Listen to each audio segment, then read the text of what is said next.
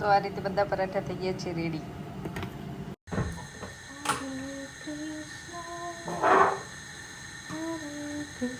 Hello, કેમ છો?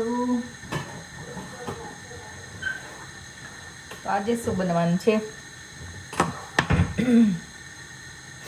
Actually ચાટને છે ને આજે એક મસ્ત ચીઝ વાળું ખાવાનું છે. પિઝા ખાવાતા, આ ખાવું છે, પેલું ખાવું છે. અને ઠંડી હોય ને બારે બહુ, ત્યારે એવું બધું ખાવાનું બહુ મન થાય અહીંયા. તો મેં અને કાં તો કે પછી મને મેગી બનાવી દે. બોલો, સૂપી મસ્ત મેગી કે ખાવી છે. મેં ના એવું ના ખવાય ડિનરમાં. તો એના માટે થઈને હવે મેં વિચાર્યું છે કે હું શું બનાવું. તો એ બે મસ્ત રીતે ખાઈ લે. અને તો મેં આજે વિચાર્યું છે કે હું પરાઠા લાઈક સ્ટફ પરાઠા એવા બનાવીશ કે એ લોકોને આમ કાઇન્ડ ઓફ પિઝા જેવી ફિલિંગ આવે. અને એની સાથે દાલ મખની કાઇન્ડ ઓફ મસૂરની દાળ અને રાજમા બે ભેગા બનાવીશ, દાળ જેવા. એટલે સ્ટફ પરાઠા સાથે એવી ખરેખર સરસ લાગે છે. ટ્રાય કરજો દાળ એ રીતે બનાવવાની. તો ચલો હું બતાવી દઉં કે હું કેવી રીતે બનાવું છું. એના માટે આપણે લોટ પણ નોર્મલ પરાઠાના બાંધીએ એવો બાંધી દઈશું. અને પછી દાળ પણ વઘારીશું. આના માટે હું ગ્રેવી કરી લઈશ. હાફ ઓનિયન લીધી છે મેં, એક ગાર્લિક લીધું છે. હજી આમાં હું એક ચીલી નાખીશ, આદું નાખી શકો, અને ટમાટો. ભેગી ગ્રેવી કરીશ અને વઘારીશું. તો આપણે દાળમાં તેલ અને ઘી બે આપણે એડ કરીશું. અને એકચ્યુઅલી આજે મેં છે ને દાળ અને રાજમા બે જે ટીનના આવે યુઝ કર્યા છે. કેમ કે આજે અચાનક આવો પ્લાન થઈ ગયો એટલે હું ઘરે રાખું કે તમે યુઝ કરી શકો. ક્યારેક ઇમરજન્સી એવી રીતે હોય તો તમે બનાવી શકો એટલા માટે. અને દાળમાં ઘીનો ટેસ્ટ ખરેખર સરસ આવે છે. એટલે હું થોડું ઘી પણ એડ કરું. હવે આપણે છે ને, અને આઈ ડોન્ટ નો કે તમે આ રાજમા ટ્રાય કર્યા હોય, red kidney beans in chilli sauce, એ ટ્રાય કરજો ટેસ્ટમાંથી. ખરેખર સરસ આવે છે.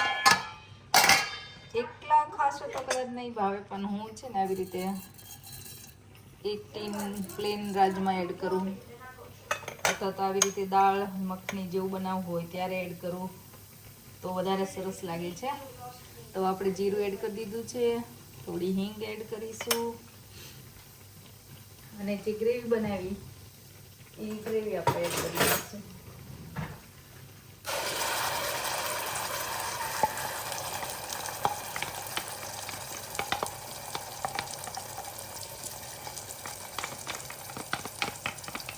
એ રાજમા છે ને એકચ્યુઅલી ચીલી સોસમાં હોય છે, એટલે કે ઓલરેડી ગ્રેવીમાં હોય છે. એટલે અમે ઓછું આમાં ગ્રેવી બનાવી છે, ટમેટો ને બધું એકદમ માપનો.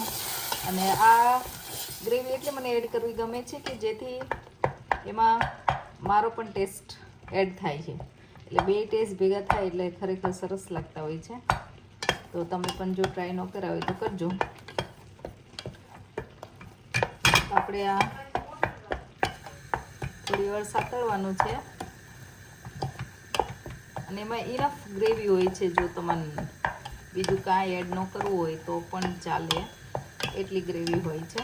તો આ મને ટેસ્ટ મેં કીધું એમ મને થોડો મારો એડ કરવો ગમે છે, એટલા માટે હું એડ કરું છું.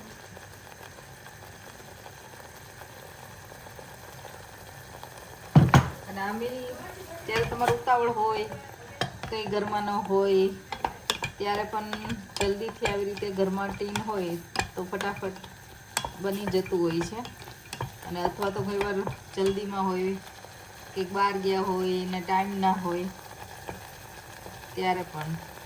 તો થોડી હળદર, થોડું ધાણા જીરું અને થોડું લાલ મરચું, કેમ કે બધું મસાલા પેલા ગ્રેવીવાળા રાજમામાં પણ હશે એટલા માટે આપણે આ ગ્રેવી પૂરતું જ તે થોડા મસાલા કરીશું. હવે જો ગ્રેવી સરસ રીતે થઈ ગઈ છે, એમાં આપણે આ રાજમા જે છે ગ્રેવીવાળા એડ કરી દઈશું. એનો કલર બધું સરસ હોય છે એકચ્યુઅલી, તમે ટ્રાય કરજો કોક વાર.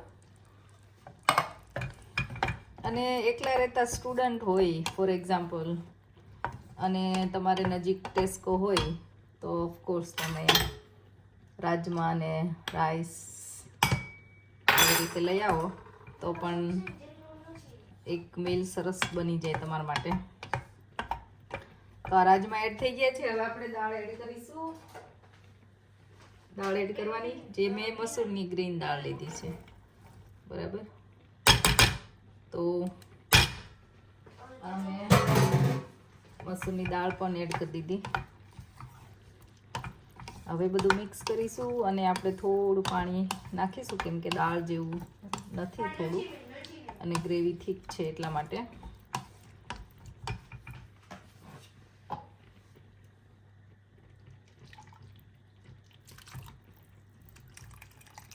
તમારે જેટલી પતલી કરવી હોય એટલી કરવાની.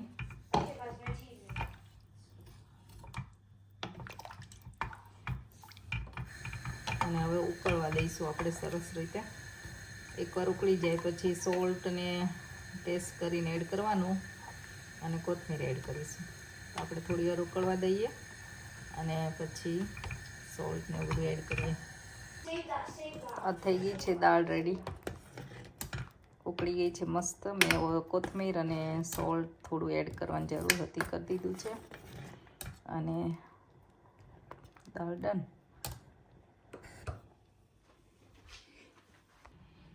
ઓકે, તો મેં આમાં ઓનિયન, પેપર અને આ સ્વીટ કોર્ન આમ કચરી બધું ક્રશ કરી લીધું છે આમાં, પરાઠાનું ફિલિંગ બનાવવા માટે.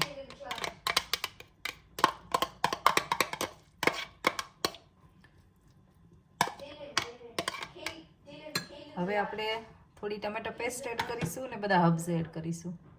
તો મેં ટમેટો પેસ્ટ, થોડા બ્લેક પેપર પાવડર અને મિક્સ હર્બ્સ એડ કરીશ. સ્પાઇસી માટે તમારે એડ કરવું ગ્રીન ચીલી અથવા તો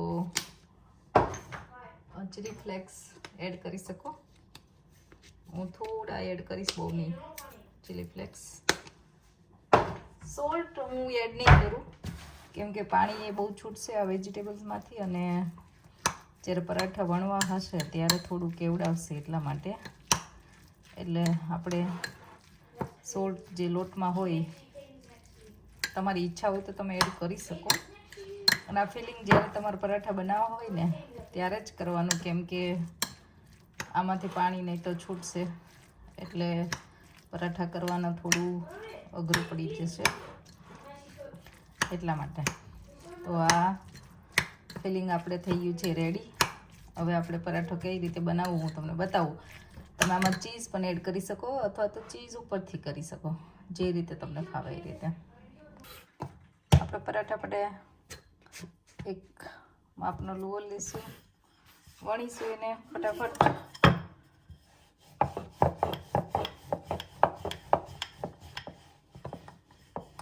આટલું. અને હવે હાથમાં લઈ જે આપણે ફિલિંગ રેડી કર્યું છે એ ફિલિંગ, અને ઉપરથી ચીઝ, બરાબર. હવે આને આપણે પાછું વાળી દઈશું લોવાની જેમ જ.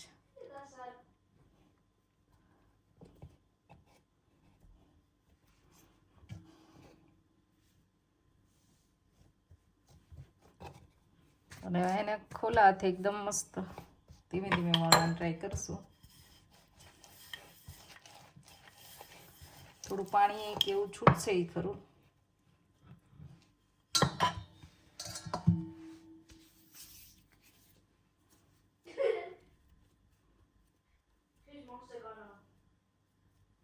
આઈ થિંક અહીંયા થોડું લોટ મૂકીને પાછું આપણે વણવાનું ટ્રાય કરીશું ધીમે ધીમે.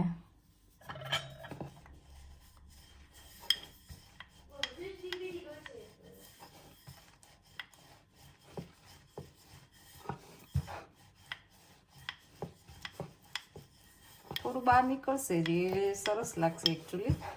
એટલે ડુ નોટ વરી મચ, કેમ કે થોડું ઘણું તો એવું રહેવાનું. કેમ કે મેં કીધું એમ તમે આમાં થોડું પાણી છૂટું પડશે જ વેજીટેબલ્સનું.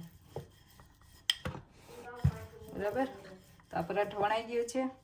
હવે આપણે એને શેકી લઈશું.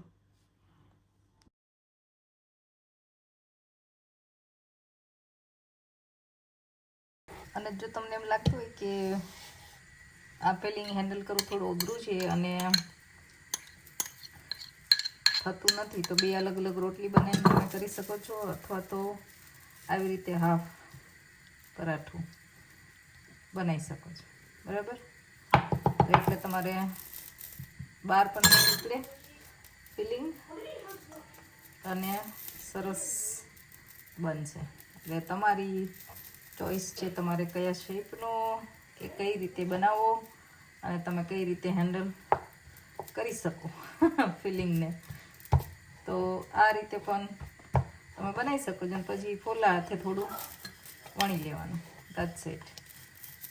તો આ રીતે પણ તમે કરી શકો છો. તો આ રીતે બધા પરાઠા થઈ ગયા છે રેડી.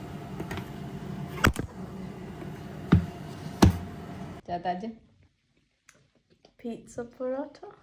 ચાતના બહુ પિઝા ખાવાનું મન થયું હતું ને, એટલે પિઝા પરાઠા બનાવ્યા મમ્માએ. હા, તને કેવા લાગે છે ને એવું?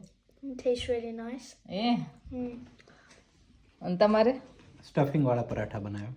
સ્ટફિંગ મારે આલુ પરાઠા આવ્યા પણ. તમારા આલુ પરાઠા હે ને, તો તમારા માટે અલગ હતા. આલુ પરાઠા, દાલ મખની નહીં, સોરી, મસૂરની દાળ. મસૂરની દાળ, મમ્મી થોડા રાજમાઈ નાખ્યા છે, એટલે આમ તો દાલ મખની જેવું પણ વિથ મસૂર દાળ એમ. અને સેલેડ. તો ચલો સ્ટફ પરાઠા ખાવા બધા હે ને. ચલો જમવા. Yeah.